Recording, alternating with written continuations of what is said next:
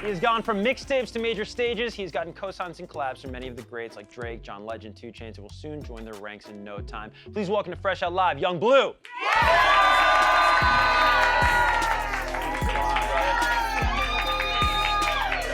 Thanks for coming by, dude. Young Blue, everybody. It's officially Love Scars 2 season, man. Yeah, no, for sure. How's the lead up feel? We're weeks feel away. Good. Yeah, it feels good. I just been up here shooting, just, running around. Yeah, what are you doing in New York? You said shooting, you doing like a lot of promo? You doing any video shoots? I'm shooting a TV show. Oh, no way. Yeah. Very cool, man. Yep. That's so cool. We'll get into how you're an executive nowadays too, so you've already diversified the career, which is pretty impressive. Yeah, for sure. But people I feel like nowadays have a tough time kind of like nailing you down in the sense of, they might call you a melodic rapper. You see, award shows like the Grammys calling melodic rap performances like that. Yeah. But I've always thought of you as like more like R&B. How do you see yourself? Do you ever like think in terms of labels when you're creating? Not really. I'm more like just an all-around artist, so it's like, it's whatever, you could put me wherever, you know what I'm saying, when it comes to any genre of music, because I do every genre of music, so I really don't know. People be calling me rappers, people be calling me a singer, like, I don't really be know. I don't really care, to be honest. As long as they're calling you, right? Yeah, exactly. Yeah, as long as they're calling and streaming you, for that matter. I think something that you are just such a textbook example for aspiring artists or new artists, where when your major cosigns arrived, you made the most out of them. Yeah. And you've talked about this in songs, but you've also just been such a great example of this in the world of music. Just talk about how important that is when opportunity does come knocking in this game of music to really make the most of it and seize the moment.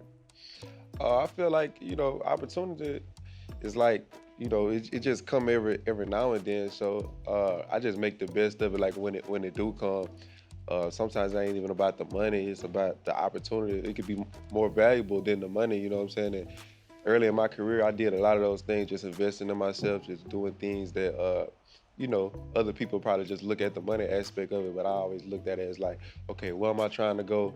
You know what I'm saying? Can I get there in 5 years? Can I get there in 3 years? You know what I'm saying? And, I just always been about opportunity, Yeah. So, and patience, man, right? All about patience in this game. You sort of, it's a blessing and a curse when you build this incredible audience through mixtapes, right? And if you want to call it like an underground audience, right? Or a diehard audience. And then because you're all over the radio across America the past couple of years, you also have this mainstream audience. How do you balance those two? Because they can be quite different. I don't know, I really love my underground artists, because they been with me, like, they not just like, oh, Young Blue, you know what I'm saying? I'm just hearing about them. They've been hearing about me ever since 2017, you know what I'm saying? Because I've been doing music and been underground for a long time. But, the mainstream artists cool too. It's like they be at my shows, I perform the Beautiful Lies, the new stuff, and they know that. But you can tell my real fans, because I can perform the old stuff, you know what I'm saying? And they're, so they be split up. I really don't know which one I like the most though, but I really like my underground fan base that's been knowing about me, because they know I'm more than just what I've become now, you know what I'm saying? And they seen my struggle, my come up, It's a balancing act, and you do it better than most, man. Let's talk April 14th. Round of applause for this. New project's coming out. Let's start. I'm always curious with an artist like you, Blue, who's so purposeful and so thoughtful with your approach to music. Why make it an extension of a previous project and not, just a fresh new idea? Why is it almost a sequel of sorts, in your opinion, artistically? I always did that. When I in my mixtape days, I was dropping these investments, and I just did 6 different versions of them. Then I did Blue Vandross, and I did 3 different versions of that.